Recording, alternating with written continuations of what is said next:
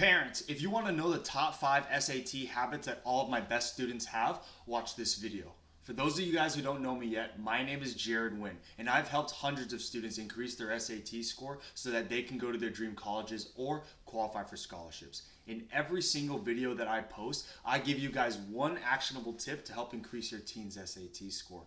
With that being said, let's get straight into it. Here are the top 5 habits that all of my best SAT students have. Number 1 is speed. No, we're not talking about speed on the test. We're talking about speed to take action. All of my best students take action right away.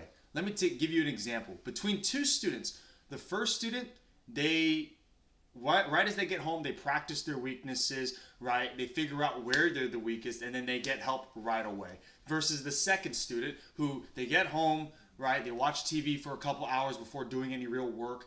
They do the work, and then they wait a couple days to get the help that they need. Okay, that's the difference between the two of them. All right, who do you think over a span of 12 weeks is actually going to get the most amount of stuff done?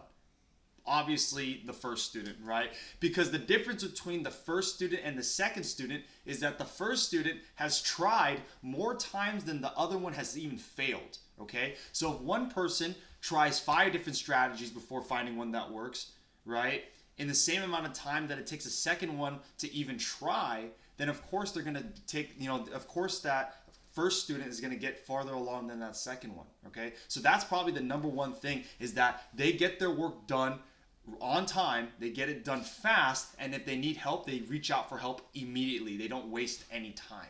Okay, most of the time it's not the brightest student that gets the results, it's the one that's the most proactive. And that leads me to the second part, which is the consistency and proactivity of my best students. My best students are extremely consistent. What I mean by that is they understand that this is a marathon, not a sprint.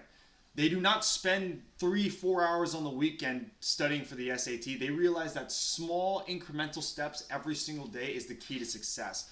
For example, my previous student, Sanvi, she did 1,200 problems in 12 weeks. That is 100 problems a week, which is just, if they do 5 days a week, it's just 20 problems a day. 20 problems a day only takes 30 minutes every single day to get the progress that you want.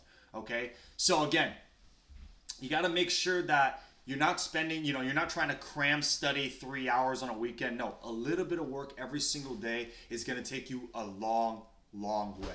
All right, and again, this only works though if you're practicing your actual weaknesses. And if you guys don't know my channel yet, just go to my YouTube or go to my Facebook group. I talk all about how to pinpoint your teen's SAT weaknesses so they don't waste too much time practicing things they already know how to do. But again, you got to be consistent, little by little, every single day.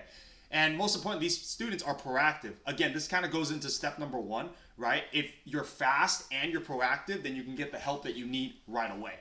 All right, so don't just wait for somebody to come save you. Go and save yourself. Reach out to somebody who can actually help you. Okay, that's what my best students do. Number 3 is humbleness. I've worked with students who are extremely humble. They come into the program and they're like, hey, I don't know what I don't know. I'm here to get help. Okay, it's the arrogant students who think they already know everything that don't actually get the results that they really want. Okay, because these are the students that, maybe kind of want to go, like, push back against any help, push back against any advice that people give them, and guess what? They don't get anywhere because they're so closed off. They're not humble. They think they know everything. They think that they don't need to practice. They think that they don't need to ask for help. And what do you think that does to their score? It kills them.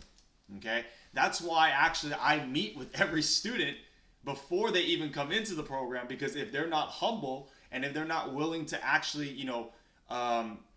put their best foot forward and actually believe that they can be helped, then we don't work with that student. Okay, so yeah, all my best students are 100% humble. Number 4 is fear. Not the fear that you think. They're not afraid to make mistakes. Again, this kind of goes back to number 1, right, where the first student failed more times than the second one even attempted, is because the fear-based mindset is where, like, oh, they're scared to make mistakes. So if they're scared to make mistakes, they don't want to try new things. If they're scared to make mistakes, they don't want to, do practice problems because they don't want to embrace failure. My best students fail over and over and over again because it is through failure in which you're able to get help and make sure that those failures, disappear over a period of time. Okay, so the best students are not afraid to make mistakes. Number 5, this is probably the most important out of all of these because it incorporates everything here. My best students have a high say-do ratio, which means that if they say they're going to do something, then they go and do it. For example, if they say, I'm going to do 20 problems every single day, I'm not going to cram every single weekend, and I'm not going to wait for somebody to save me, then they actually do that. If they say they're going to do it, then they do it. So that's the whole point of having that high say-do ratio.